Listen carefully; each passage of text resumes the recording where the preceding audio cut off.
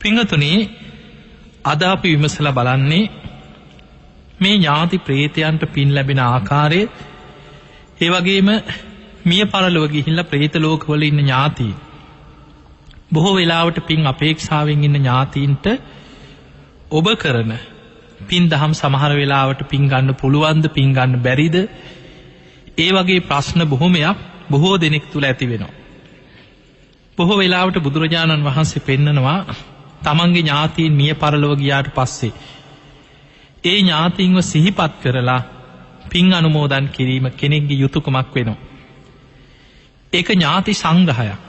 ඔබේ දෙමව්පියෝ වෙන්න පුළුවන්, ඔබේ ඥාතියෙක් වෙන්න පුළුවන්. කෙනෙක් මිය පරලොව ගියාට පස්සේ ඒ කෙනා සිහි කරලා ඔබට කරන්න පුළුවන් එකම දේ තමයි පින් දහම් කරලා ඔවුන්ට පින් අනුමෝදන් කිරීම. අතින් අතට යමක් දෙන්න පුළුවන් කමක් නැහැ. බොහෝ වෙලාවට ඔබේ දෙමව්පියෝ ඥාතීන් මේ අය ජීවතුන් අතර ඉන්නේ නැද්දිනම් ඔබට අතින් අතට යමක් දෙන්න පුළුවන්කම තියෙනවා. සමහර වෙලාවට අවුරුදු කාලේ එනකොට දෙමව්පියන්ට ඥාතීන්ට ඔබ අලුත් ඇඳුම් අරගෙන අතින් අතට ඇඳුමක් දෙන්න පුළුවන්. ආස කරන ආහාර පාන කෑම බීම ගෙනල්ලා අතින් අතට යමක් දෙන්න පුළුවන්කම තියෙනවා. හැබැයි මිය පරලොව ගිය ඥාතීන් සමහර වෙලාවට ප්‍රේත අපායවල වල සමහර තැන්වල ඉඳගෙන පින් ගන්න පුළුවන් තැන්වල හිටියෝ.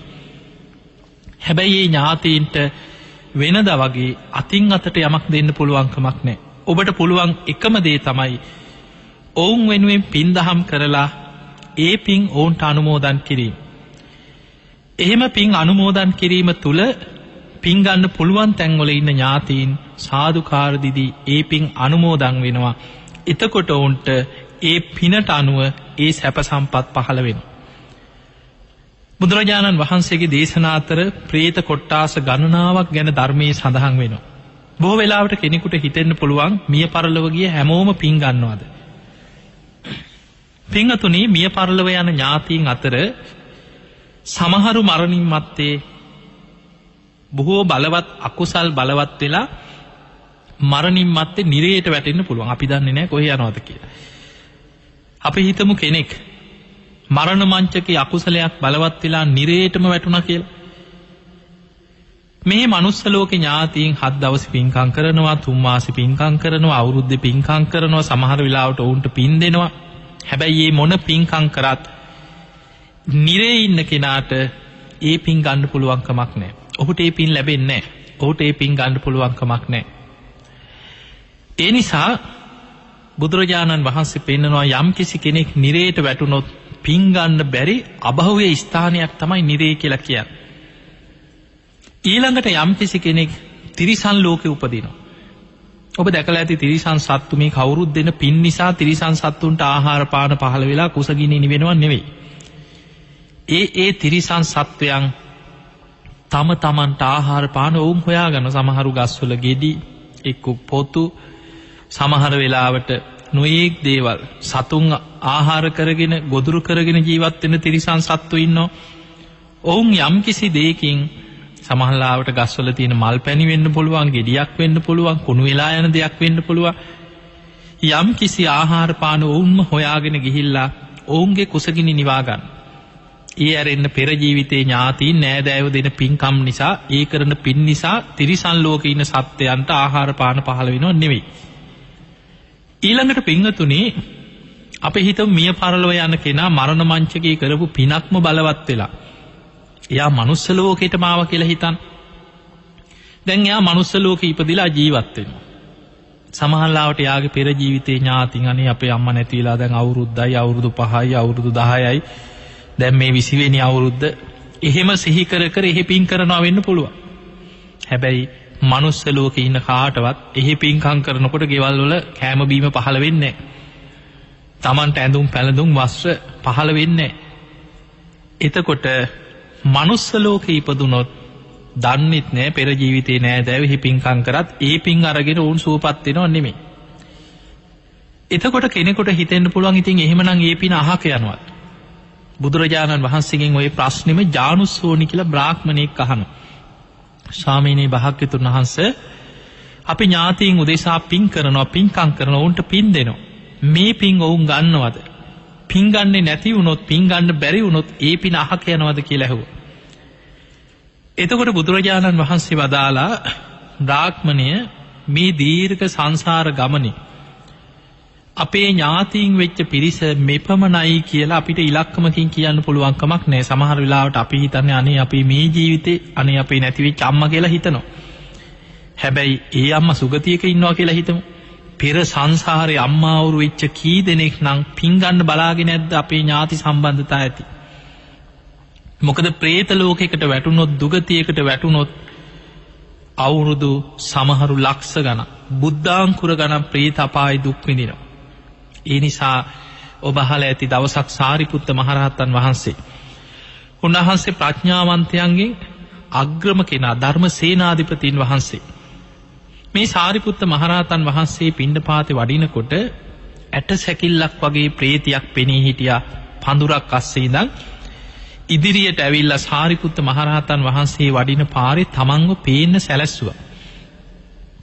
සාරිපුත්ත මහරහතන් වහන්සේ බැලුවා මුළු ඇඟේම මස් කඩා හැලින ප්‍රේතියක්. මේ ප්‍රේතිය තමන්ගේ කය ඝන කරගෙන තමයි සාරිපුත්ත හාමුදුරුවෝ ඉදිරියේ පෙනී හිටියේ. තමන්ගේ ස්වරූපේ පෙන්නවා. මුළු ශරීරේම දුර්ගන්ධයක් හමනවා. ඇඟේ මස් කඩා හැලෙනවා. බොහෝ දුක් විඳින විරූපී ප්‍රේතියක්. සාරිපුත්ත මහරහතන් වහන්සේට හිතුණා අනේ මෙහෙමත් අකුසල් කරලා සංසාරේ කරපු අකුසල් ගෙවන සත්වයෝ අමනුෂ්‍යයෝ ඉන්නවානේ කියලා උන්වහන්සේ අනුකම්පාවෙන් ඒ දිහා බලලා උන්වහන්සේ පිණ්ඩපාත යන ගමන ඉදිරියට වැඩියා. එහෙම වඩිනකොට මේ ප්‍රේතිය ඇහෙන්න කියනවා අනේ ස්වාමීනි අහක බලන් යන්න එපා කීවා. මම ඔබ වහන්සේගේ ආත්ම 5කට කලින් අම්මයි කීවා. ඒ වෙලාවේ සාරිපුත්ත මහරහතන් වහන්සේ නතර වෙලා උන්වහන්සේ නුවණින් අදිෂ්ඨාන කළ බැලුවා මේ ප්‍රේතිය කියන දේ සත්‍යක්ද. එහෙම බලද්දී උන්වහන්සේට වැටහුණා මේ ප්‍රේතිය කියන්නේ සත්‍යයක්. ආත්ම 5කට කලින් එදා අම්මා ඒ ජීවිතේ රැස් කරගත් අකුසලයක් තුල මරණින් මත්තේ දුගතියට වැටුණා. പ്രേත අපාය අවුරුදු දසදහස් ගණන් තාම ප්‍රේතිය. ආත්ම 5කට කලින් එදා මනුස්ස ලෝකේ ඉන්න කාලේ ඒ අම්මගේ කුසෙන් දරුවෙක් හැටියට බිහි වෙච්ච කෙනා තවත් ආත්ම කීපයක් ඉපදිලා මේ වෙනකොට රූපසාරී බැමිණියගේ දරුවෙක් හැටියට එදා ඉපදිලා උතුම් අරහත්ත්වයට පත් වෙලා දෙව් මිනිසුන්ගේ වන්දනා ලැබමින් ධර්ම සේනාධිපතීන් වහන්සේදා වැඩම කරනවා. හැබැයි ආත්ම 5කට පෙර අම්මා වෙච්ච කෙනා තාම പ്രേත ලෝකේ ප්‍රේතියක් හැටියට දුක් විඳිනවා. මේ ප්‍රේතිය පෙනී ඉඳලා කිව්ව සාරිපුත්ත හාමුදුරුවෝ අහනවා ප්‍රේතිය නුඹ මා ඉදිරියේ පෙනී ඉඳියේ මොනවද අපේක්ෂාව මොනවද මගෙන් ඉල්ලන්නේ? එතකොට කියනවා අනේ ස්වාමීනි සාපිපාසාවෙන් මගේ ඇඟම දනවා කියෝ. ඔබ වහන්සේට පුළුවන් නම් මං ගැන අනුකම්පා කරලා අනේ මට පින් ටිකක් අනුමෝදන් කරන්න. කවුරුත් නැහැ කිව මාව සිහිපත් කළා මට පින් ටිකක් දෙන්න. අනේ ස්වාමීනි මට පින් ටිකක් අනුමෝදන් කරන්න කිව්වා. එතකොට සාරිපුත්ත හාමුදුරුවෝ විමසනවා ප්‍රේතිය නුඹ මෙච්චර කාලයක් പ്രേත ලෝකේ කුසගින්න නිවාගත්තේ කොහොමද? නුඹ කුසගින්න නිවා ගන්න ආහාර හොයාගන්නේ කොහොමද? ඔන්න බලන්න ප්‍රේතයන්ගේ ආහාර ගැන මේක තියෙනවා සාරිපුත්ත මාතා කියලා පේතවත්තුවේ සඳහන් වෙන ඔබට පේතවත්තු අරගෙන බැලුවොත් සාරිපුත්ත මාතා කියන පේතවත්තුව කියෝගෙන ගියාම ඒකේ සඳහන් වෙනවා මේ ප්‍රේතිය කියනවා ස්වාමීනි කුසගින්න නිවා ගන්න මගේ ආහාර තමයි කියනවා දරුවෝ ලැබෙනකොට ගලන ගැප්මල. ඒවා අපි ආග්‍රහණය කරනවා. ඒ තුලින් යම් මට්ටමකට කුසගින්න නිවෙනවා කියන. මිනී පිච්චෙනකොට උතුරලා යන උරුණු තෙල් ඒවා අපි ආග්‍රහණය කරන. මිනිස්සුયો කනවා බොනවා වගේ කනවා නෙමෙයි ප්‍රේතියෝ කරන්නේ ඊව ගන්ධය ආග්‍රහණය කරන. ඊළඟට මලමිනී වල ඕජාව ඒවා ආග්‍රහණය කරනවා කියන. අසූචි මල මුත්‍ර මේ දුර්ගන්ධය හමන මේ පිළිකුල් දේවල් ආග්‍රහණය කිරීමෙන් විතරයි කියන කුසගින්න නිවෙන්නේ. සමහර වෙලාවට ඔබට මේවා කියනකොටත් ඇහෙනකොටත් හිතෙන්න පුළුවන් අපෝ මහ පිළිකුල් දේවල් නේ කියලා. හැබැයි ඒ සත්වයන්ට ඒවා තමයි ආහාර වෙන්නේ. ඔබ හිතන්න ඔබට අසූචි පිළිකුල් වුණාට ඌරෙකුට ඌරට ඒක සුදා භෝජනයේ වගේ අසූචි කියන්නේ ඔහුගේ ආහාරය. ඒ වගේ තමයි සමහර පණුවෝ ඉන්නවා සමහර සත්වයෝ ඉන්නවා ඔවුන්ගේ ආහාර තමයි ඒවා. ඒ වගේ කුසගින්න වැඩි වෙනකොට වෙන කිසිම දෙයකින් කුසගින්න නිවෙන්නේ නැත්නම් කුසගින්න යම් මට්ටමින් හරි නිවෙන දෙයක් තියෙනවා නම් ඒක පිළිකුල් වුණත් ඒක ආහාරයට ගන්න සත්වයෝ ඉන්නවා. දැන් මිනිස්සුયો ගැනම හිතන් කෙනෙකුට සල්ලි තියෙනවා නම් කෑම බීම ටික හොයාගන්න පුළුවන් නම් මොනවා හරි හොඳ දෙයක් කනවා. හැබැයි මිනිස්සු ඉන්නවා මේ ලෝකේ ඉදා වේලවත් හම්බ කරගන්න බැරුව හොඳට ආහාරයක් ගන්න බැරි බොහෝ අසරණ මිනිස්සු සමහර වෙලාවට කන්න නැති වෙනකොට පිළුණු වෙච්ච දේවල් පවා කනවා. ඔබ අහලා ඇති බැමිණිතියා සාය ඇති වෙච්ච වෙලාවේ ලංකාවේ විශාල නියඟයක් දුර්භික්ෂයක් ඇති වෙච්ච වෙලාවේ එදා මිනිස්සු කන්න නැති වෙනකොට දරුණු වෙලා අන්තිමට මිනිමස් කන්න පෙළඹුණා කියන. එතකොට මිනිස්සු කන්න නැති වෙනකොට ඕනෑම දෙයක් ඔබ දැකලා ඇති සමහර හිඟන්න බඩකින් නැති වෙච්ච මිනිස්සු කුණු බාක්‍ය අවසන ඔබ දැකලා ඇති. එතකොට අපිට පේනවා කුසගින්න දැනෙනකොට පිළුණු වෙච්ච දෙයක් වේවා නොකරන දෙයක් වේවා කුසගින්න නිවා ගන්න ඕනෑම දෙයක් කන්න මිනිස්සෙක් පෙළඹෙනවා. ඒ වගේ තමයි මේ പ്രേත කොට්ටාස.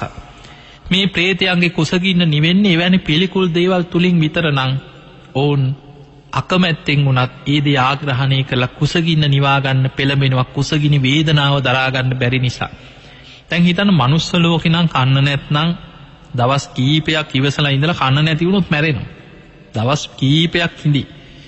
හැබැයි ආහාර නැතිවීම තුලම මරණයටපත් වෙලා කොහේ හෝ උපත කරා යනවා. හැබැයි මේ പ്രേතයෝ කියලා කියන්නේ සියුම් ශරීර ඇති කොටසක්. අර අකුසලයේ ගෙවෙනකන් චුත වීමක් වෙන්නේ නැහැ. වේදනාව විඳිනවා. වේදනාව දැනෙනවා. විලාප දෙනවා, ඔලුවට ගහ ගන්නවා, බිම හැපෙනවා, පෙරලෙනවා, පපුවට ගහ ගන්නවා, කුසගිනි වේදනාව විඳිනවා. හැබැයි ආත්මෙන් චුත වෙලා යන්නේ. එතකොට අපිට පේනවා අපි පින් දහම් කරලා ඒ පින් අනුමෝදන් කරනකොට ඒ කරන පිනට අනුව ඥාතීන්ට පින් ගන්න පුළුවන් තැන්වල ඉන්න ඥාතීන්ට පින් ලැබෙනවා.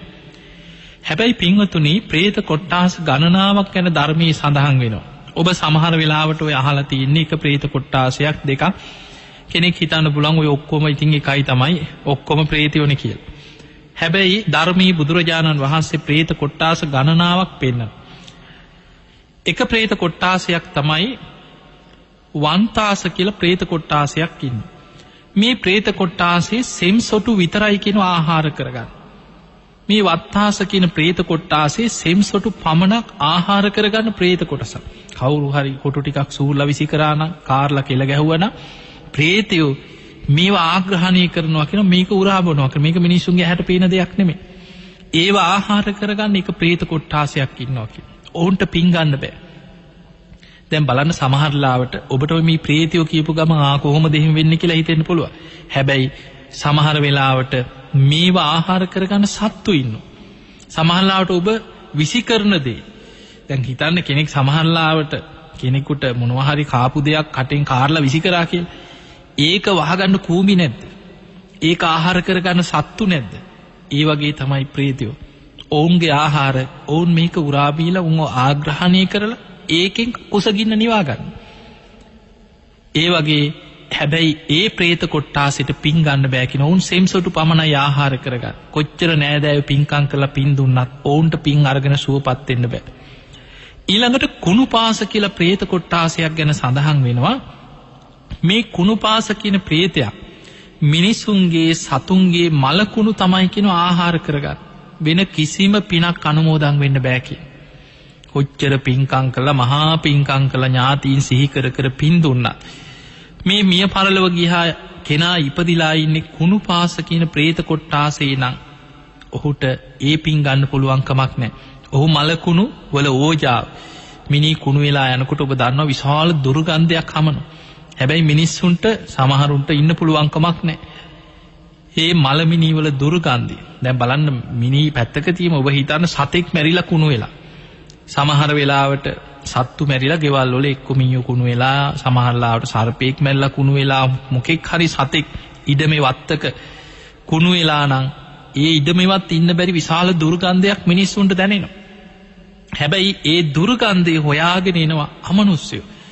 කුණුපාස කියන പ്രേතයන් එවැනි දුර්ගන්ධය සතුම් මැරිච්ච මල කුණු වල මිනිස්යන්ගේ මල කුණු වල මේ මිනි කුණු වල ගලන දුර්ගන්ධය ආග්‍රහණය කරමින් ඒක උරාවමින් ඒ තුල කුසගින්න නිවා ගන්න අමනුෂ්‍ය කොටස් ඉන්නේ. දැන් ඒවා ආහාර කරගන්න පණුවෝ ඉන්නේ. ඒවා ආහාර කරගන්න සත්තු ඉන්නේ. සමහර සතෙක් මැරිලා කුණු එනකොට මල කුණේ කුණු ගඳට ඇදිලා එන සමහර කබරයෝ ඉන්නවා. සත්තු ඉන්නවා. ගිජුලි හිනියෝ ඉන්නවා. මේ මස් කඩාගෙන ගිහිලා ආහාර කරගන්න පණුවෝ ඉන්නවා. ඒ වගේ ඒව ආහාර කරගන්න ඇදිලා ඉන අමනුෂ්‍යයෝ ඉන්නවා. ඒ අමනුෂ්‍යයන්ට කියන්නේ කුණු පාස කියන പ്രേත කොට්ටාස. ඒ අයට පින් ගන්න පුළුවන් කමක් නැහැ කියන. ඊළඟට තවත් പ്രേත කොට්ටාසයක් තමයි අසූචි ආහාර කරගන්න പ്രേතයෝ ඉන්නේ. ඒ අයට කියන්නේ ගූත කාදක කියලා പ്രേත කොට්ටාසයක්. මේ ගූත කාදක කියන പ്രേත කොට්ටාසෙට වෙන කිසිම දෙයක් ආහාර කරගන්න බෑ. ඔවුන්ට එකම ආහාරයයි අසූචි වල ඒ දුර්ගන්ධය ආග්‍රහණය කරමින් අසූචි විතරයි කියන ඔවුන්ට ආහාර කරගෙන කුසගින්න නිවා ගන්න පුළුවන්.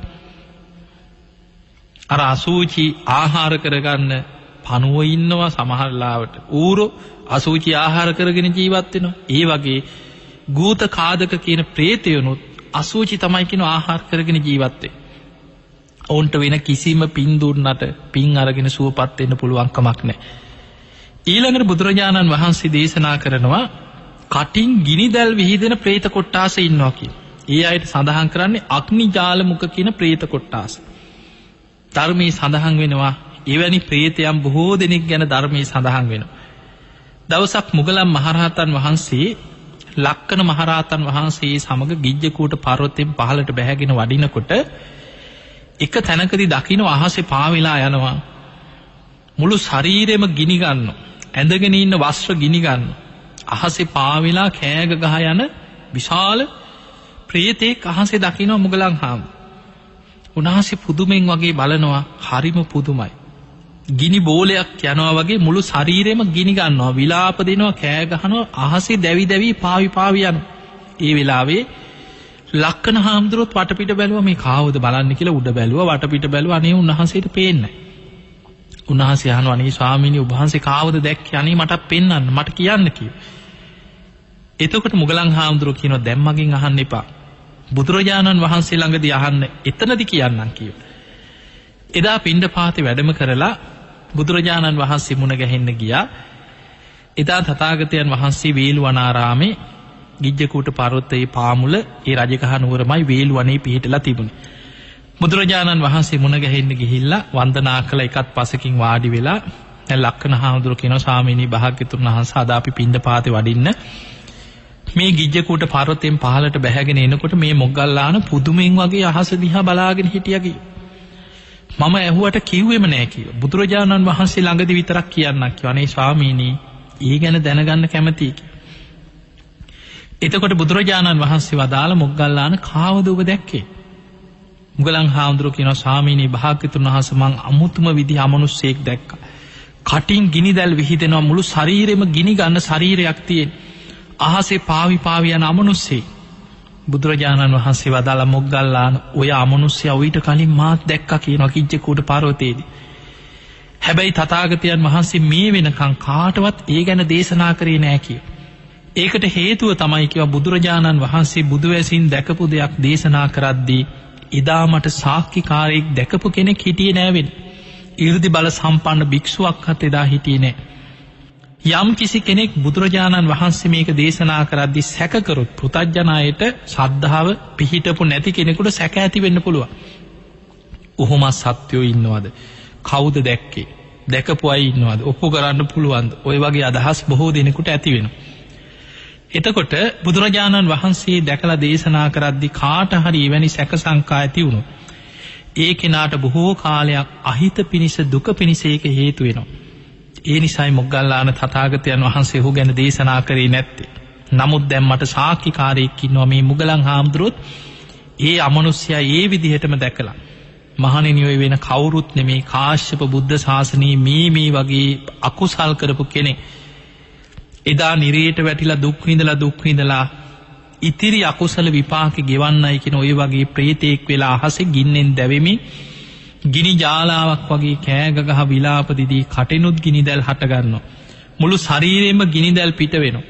ඒ ගින්නෙන් තමන්ම දැවෙනවා විලාප දිදී අහසේ පාවි යනවා. එවැනි ප්‍රේතයන් ධර්මයේ හඳුන්වන්නේ අග්නිජාල මුඛ කියන ප්‍රේත කොට්ටාසෙ. ඒ අයටත් පින් ගන්න බෑ කියනවා. එතකොට අපි කොච්චර පින් දෙන්න උත්සාහ කරත් ඒ ප්‍රේතයන් පින් අරගෙන සුවපත් වෙන්නෙත් නෑ. ඊළඟට තවත් ප්‍රේත කොට්ටාසයක් ගැන ධර්මයේ සඳහන් වෙනවා. ඉන්දිකටු තුඩවල් වගේ ශරීරේ පිහිටලා තියෙනවා ශරීරේ රෝම කූප. ඒ අතර තව ප්‍රේත කොට්ටාසයක් ගැන සඳහන් වෙනවා. එතන විශාල බඩක් තියෙනවා කියනවා. මහා හැලියක් වගේ විශාල බඩක් තියෙන ඉන්දිකටු තුඩක් වගේ පුංචි කටක් කියනවා තියෙන. ශරීරේ රෝම කූප උල්ව ඉන්දිකටු වගේ පිහිටපු ප්‍රේතයෝ ඉන්නවා. මේ ඉන්දිකටු තුඩක් වගේ තියෙන කටක් තියෙන ප්‍රේතයන් ඔවුන් හඳුන්වන්නේ සූචිමුඛ කියන ප්‍රේත කොට්ටාසෙ හැටියට. එතකොට මේ සූචිමුඛ කියන ප්‍රේත කොට්ටාසෙ ප්‍රේතයන්ට පින් ගන්නත් බෑ, ආහාරයක් ගන්නත් බෑ. කුසගින්න දැනෙනවා, විශාල කුසගින්නක්. මොකද විශාල බඩක් තියෙන මහා හැලියක් වගේ බඩක් තියෙනවා කියලා. කුසගින්න දැනෙනවා, ආහාර හොයාගෙන යනවා. ආහාර තමයි අර පිළිකුල් දේවල්. හැබැයි ඒ හොයාගෙන ගියාට පුංචි කටක් ඉන්දිකටු තුඩක් වගේ පුංචි කටක් කියනවා කර්මානුරූපී ඔහුට පිටට. දැන් හිතන්න කෙනෙකුට පුංචි කටක් නම් තියෙන්නේ. බඩකින්නක් තියෙනවා. විශාල ආහාර ප්‍රමාණයක් කොහේ හරි මලකුණක හරි කොහේ හරි තියෙනවා. හොයාගෙන දුවගෙන යනවා කුසගින්න වැඩි. හැබැයි කා ගන්න බෑ. ආහාර කරගන්න බෑ. ආග්‍රහණය කළා හරි උරා බොන්නවත් පුළුවන් කමක් නැහැ. පුංචි කටක් තියෙන. මෙහෙම උපදින්නේ අකුසල විපාකවලට. මේ සංසාරේ කරපු මහා අකුසල විපාකයක් නිසා මෙවැනි ප්‍රේතයෝ වෙලා උපදිනවා. එතකොට මේ සූචිමුඛ කියන මේ ප්‍රේත කොට්ටාසේ ඉපදුනොත් ඔවුන්ටත් පින් ගන්න පුළුවන් කමක් නැහැ කියලා. කොච්චර තමන්ගේ ඥාතීන් පින්කම් කර කර අනේ අපේ ඥාතීන් කී මොන විදිහට පින් දුන්නත් ඔවුන්ට පින් ගන්න පුළුවන් කමක් නැහැ. ඊළඟට බුදුරජාණන් වහන්සේ දේශනා කරනවා මහණෙනි නිතර සාගින්නෙන් පිපාසයෙන් පෙළෙන තවත් ප්‍රේත කොට්ටාසයක් ඉන්නවා කියනවා. ඔවුන් හැම වෙලාවෙම ආහාර පාන ගැන පුදුම ආසාවකින් ඉන්නේ කියලා. ඒ අය තමයි තණ්හට්ටික කියන ප්‍රේත කොට්ටාසය. මුළු ශරීරෙම දැවෙනවා කියනවා හරියට ගින්නෙන් පිච්චෙනවා වගේ කුසගින්නෙන් දැවෙනවා කියන. කුසගින්නෙන් දැනෙන සමහර උඩු බැලි අතට වැතිරිලා කෑ ගහනවා කුසගින්න දරා ගන්න බැරුව. සා පිපාසාවෙන් මුළු ඇඟම වේලුම් කාලා පිච්චෙනවා වගේ කුසගිනි වේදනා දැනෙනවා කියන. ආහාර පාන ගැන ලොකු ආසාවක් හිතේ ඇති වෙනවා. හැබැයි කුසගිනි නිවෙන්නේ නැහැ.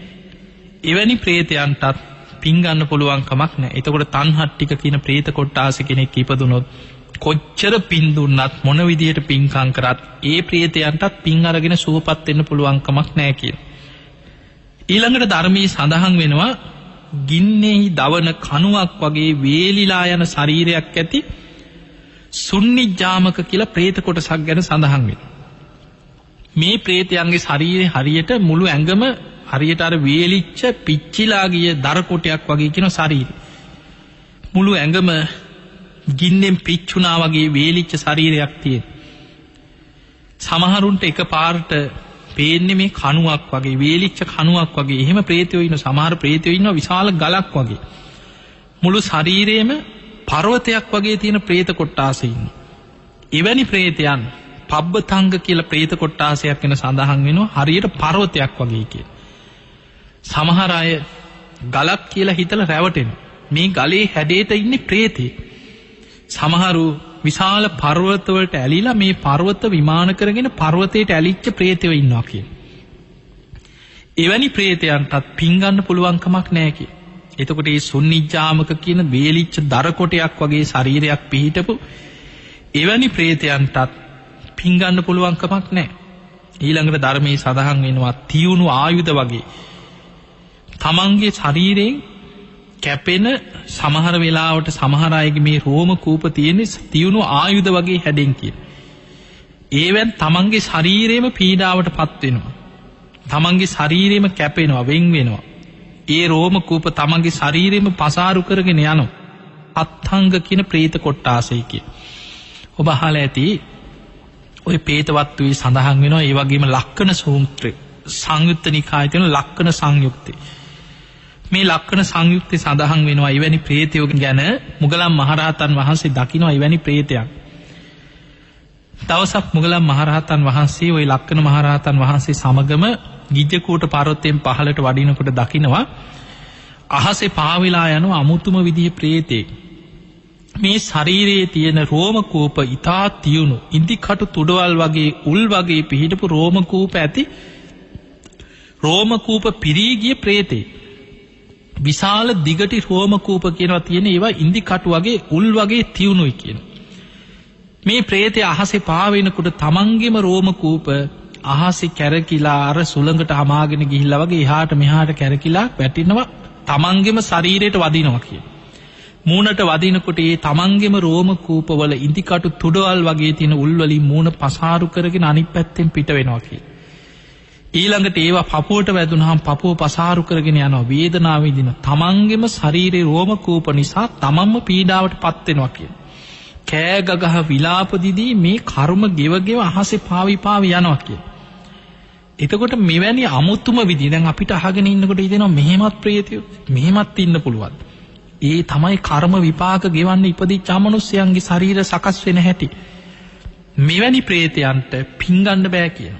සත්ංග කියලා ප්‍රේත කොටාසේ සඳහන් වෙන්නේ තියුණු කැපෙන ආයුධ වගේ නියැති ඒ රෝම කූප ඇති උල් වගේ රෝම කූප ඇති එවැනි ප්‍රේතයන්ට පිංගන්න පුළුවන් කමක් නැහැ කියන. තමන්ගේම ශරීර අවයව වලින් තමන්ම පීඩාවට විඳිනවා කියන.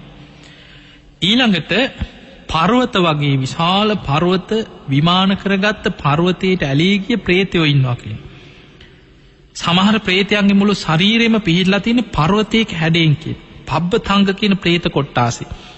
ඒක සිදුවීමක් සඳහන් වෙනවා කැලේ භාවනා කරන්න ගිය භික්ෂුන් වහන්සේලා වගේ මේ මහා වනාන්තරයේ තිබ්බ විශාල පර්වතයක්. උන්වහන්සේලා එදා මේ පර්වතයේ මුදුනට නැග්ගා.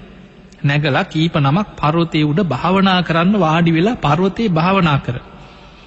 ටික වෙලාවක් යනකොට මේ පර්වතයේ විශාල පර්වතයේ පැද්දෙනවා වගේ දැනුණා. මේ පර්වතයේ එහෙම හෙලවෙන්න ගත්තා. පර්වතයේ පැද්දෙනවා.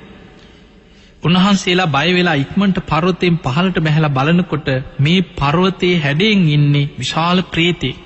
මේ පබ්බතංග කියන ප්‍රේතයන්ගේ ස්වරූපේ පර්වතයේ හැඩයෙන් යුක්තයි. මේ ප්‍රේතයාගේ ඇහැ කන නාසය මේ මුඛය මේ ශරීරය හරියට අර පර්වතයකම පිහිටලා තියෙන විදිහට පර්වතයේ හැඩයෙන්මයි තියෙන්නේ. එතන හිටියා දිවස් ඇති භික්ෂුවක්. උන්වහන්සේ දිවසින් බලලා මේ ප්‍රේතයාට ඇහෙන විදිහට කතා කරා. ඇහුවා ප්‍රේතය නුඹ මේ පර්වතයක හැඩයෙන් ඉන්නවා. නුඹ කොච්චර කාලයක්ද කියනවා. මේ වගේ ඉන්නේ. බලපුහම බුද්ධාංකුර ගානකට පෙර බුදුවරුන්ගේ ශාසනවල අකුසල් කරලා මේ වගේ ප්‍රේතෙක් වෙලා ඉපදිලා මේ ප්‍රේතෙක් විදිහටම අර පර්වතයක් විදිහටම දුක් විඳින ප්‍රේතෙක්. ඒ වෙලාවේ කියනවා අනේ ස්වාමීනි මට විශාල පිපාසයක් දැනෙනවා කියන. වහන්සේලාට පුළුවන් නම් අර ඈත තියෙන විලකින් වතුර ටිකක් අරගෙන ඇවිල්ලා මගේ මේ කට තෙමන්න කියන. අර පර්වතයේම තියෙනවා යන්තම් පුංචි කටක් වගේ පිහිටලා තියෙනවා.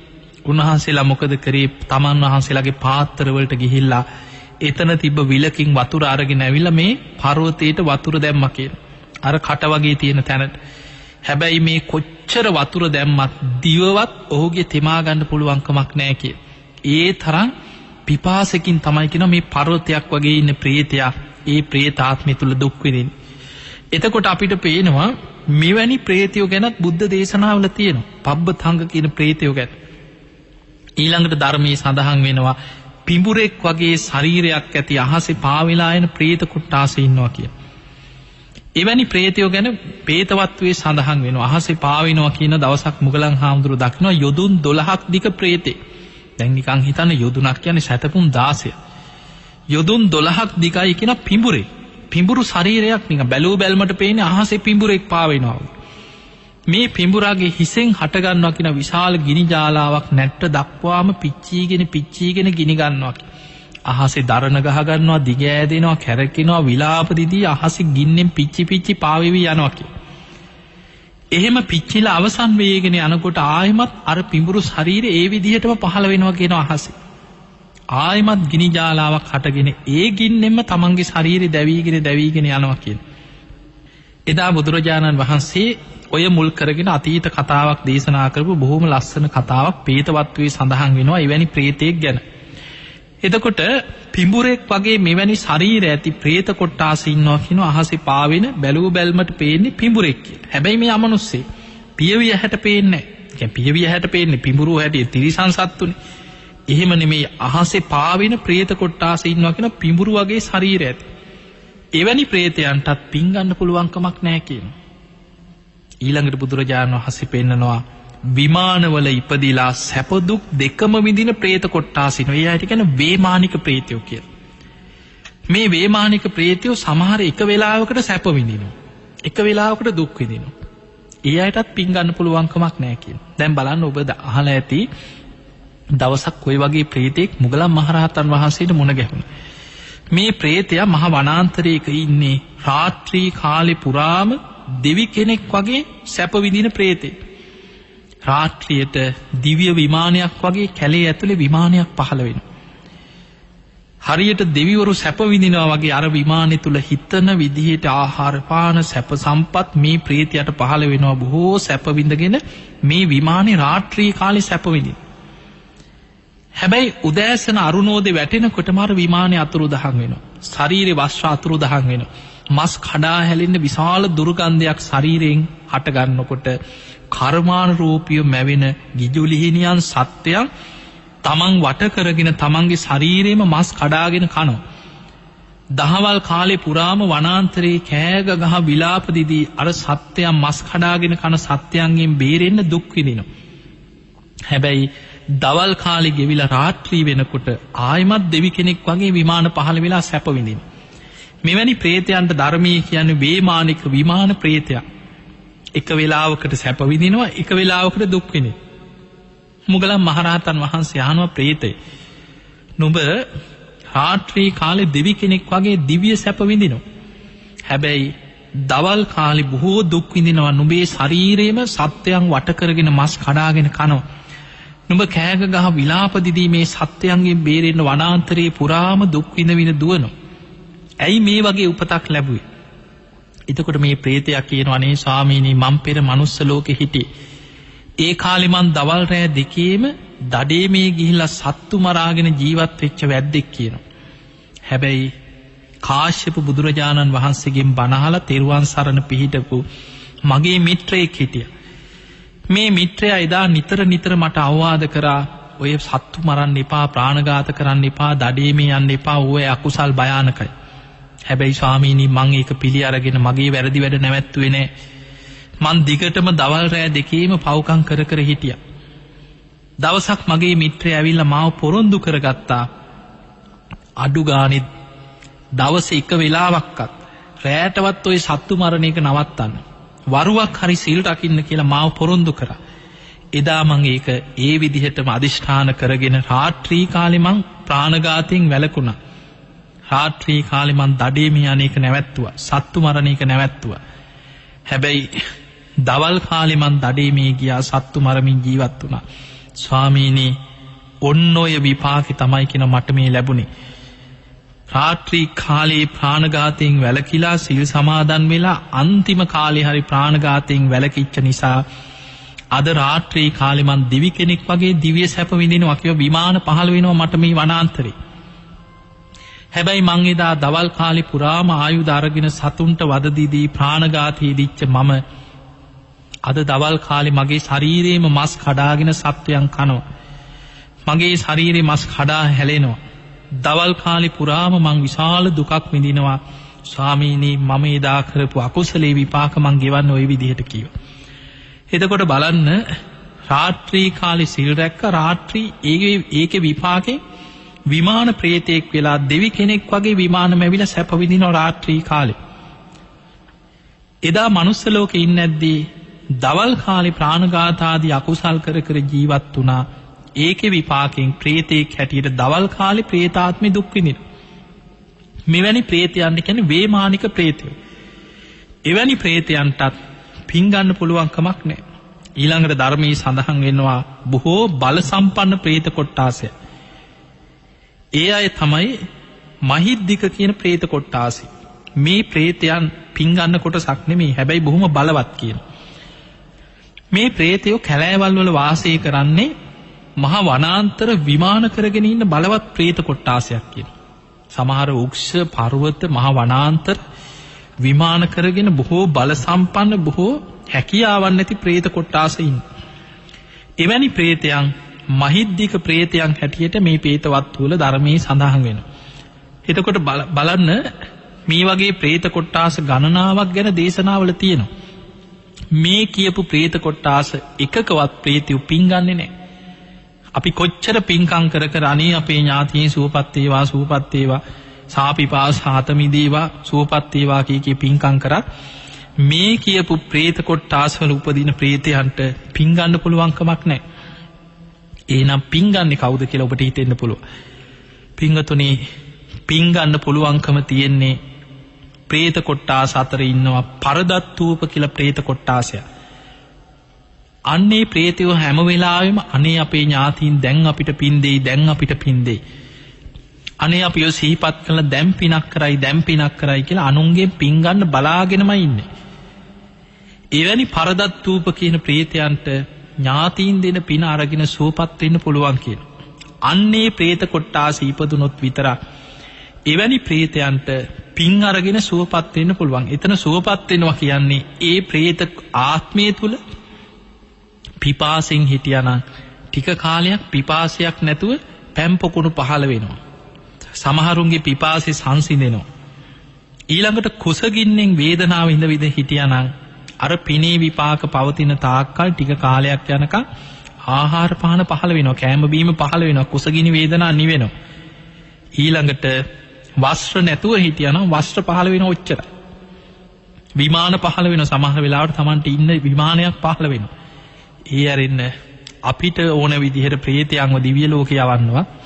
අපිට ඕන විදිහට මනුස්ස ලෝකේ කොහේ හරි අපි දන්න තැනක උපද්දවන්නවත් එහෙම පුළුවන්කමක් අපිට බෑ. තම තමන් රැස් කරගත්ත කර්ම අරගෙන තම තමන් සංසාරේ යන ගමනක් තියෙන. ප්‍රේත ආත්මය තුල తాවකාලික සැපයක් ලබලා දෙන්න පුළුවන්.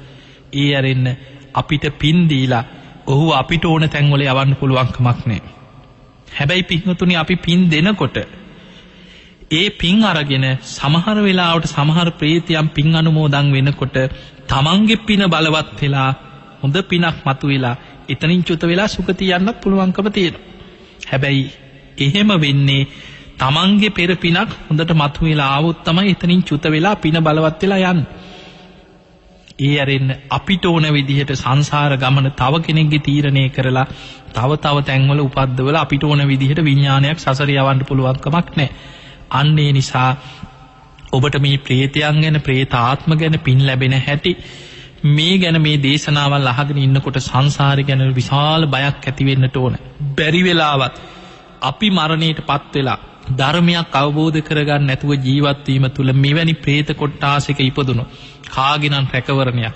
අන්න ඒ විදිහට හිතන්න ඔබ කොච්චරනම් මෙවැනි ප්‍රේත කොටස් වල සසර දුක් විඳලා ඇද්ද? ඒ නිසා මේ ලැබිච්ච මනුස්ස ජීවිතය තුළ අප්‍රමාදී වෙන්න අප්‍රමාදීව ධර්මයේ දියුණු කරගන්න උත්සාහ ගන්න.